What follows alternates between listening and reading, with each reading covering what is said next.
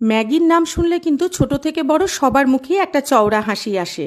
আর এই ম্যাগি যদি হয় সেই ভাইরাল থেচা ম্যাগি, তাহলে তো কথাই নেই। এর স্বাদ কিন্তু দ্বিগুণ হয়ে যায়। বাড়িতে অবশ্যই একবার এই ভাইরাল থেচা ম্যাগি রেসিপিটা ট্রাই করে দেখবেন, দারুণ লাগবে কথা দিলাম। আর দিনটা যদি হয় এইরকম একটি বর্ষণমুখর দিন, আর সেই সময় যদি গরম গরম এক প্লেট কেউ এই থেচা ম্যাগি আপনার সামনে তুলে ধরে, তাহলে ব্যাপারটা বেশ জমে যায়, তাই না? তো আসুন দেখে নিই আমি কিভাবে এই থেচা ম্যাগি রেসিপিটা করেছি। আর এটা করা কিন্তু ভীষণই সহজ, দু একটা ইনগ্রেডিয়েন্টস থাকলেই হবে বাড়িতে। আসুন দেখে নিই যে কী করে ম্যাগিটা করেছি। প্রথমে এখানে 5-6 কোয়া মতো রসুন, একটা কাঁচা লঙ্কা, একটা শুকনো লঙ্কা আর একটুখানি বাদাম শুকনো খোলায় নেড়ে নেব।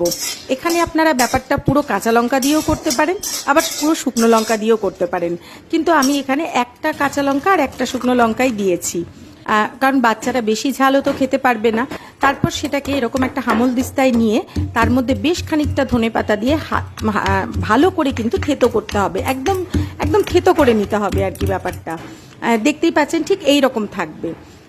তারপরে তৈরি হয়ে গেল মশলা। এরপর গরম জলের মধ্যে অল্প একটু তেল দিয়ে ম্যাগিটা ভেঙে দিয়ে দিচ্ছি। ম্যাগি সেদ্ধ হতে তো জাস্ট 2 মিনিটস। ম্যাগি আমার সেদ্ধ হয়ে গিয়েছে। এরপর এখানে একটু বাটার, যেটা আমি মেল্টেড বাটার মানে গলিয়ে নিয়েছি, তার মধ্যে ম্যাগির মশলাটা মিশিয়ে নেব। আর যে থেচার রেসিপিটা মানে থেচার যে মশলাটা তৈরি করেছিলাম সেটা এর মধ্যে দিয়ে ভালো করে মিশিয়ে নেব। এরপর দেব এর মধ্যে সেদ্ধ করে রাখা ম্যাগিগুলো।